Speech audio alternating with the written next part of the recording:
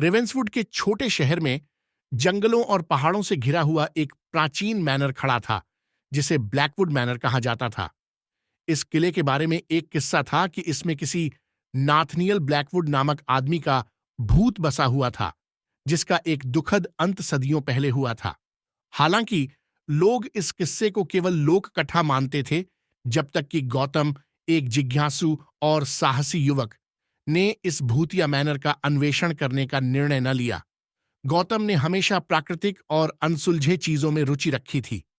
उसके दोस्त उसके साथ हंसी उड़ाते रहते थे, क्योंकि वह शहर के आबू बूट भूतों का अध्ययन करने का शौकीन था। लेकिन गौतम को इससे कोई फर्क नहीं पड़ता था। एक बारशील रात, जब आसमान में चमकी बिजलियां थीं, गौतम ने अपनी साहस और जिज्ञासा को जुटाकर ब्लैकवुड मैनर में कदम रखा। मैनर गौतम के कदमों के तहत करहरा रहा था। हवा में एक खतरनाक माहौल छाया हुआ था। तब तक गौतम ने बड़े होश से आगे बढ़ते हुए, जैसे ही उसने अंधकार में कदम बढ़ाया, उसकी टॉर्च बंद हो गई। गौतम ने अंधकार में खड़ा होकर महसूस किया। उसे ऐसा लगा जैसे उस पर कोई नजर रख रहा हो। बीच बीच में बड़े होकर भी गौतम ने भय भुला दिया था। वह अपनी टॉर्च को फिर से चालू करने का प्रयास कर रहा था कि एक दूर की ओर एक हल्की चमक दिखाई दी। जब यह और नजदीक आई, तो गौतम ने देखा कि यह एक 18वीं सदी के तौर तरीके में वस्त्रों में एक पारदर्शी पुरुष की आत्मा है, नाथनियल ब्लैकवुड का भूत।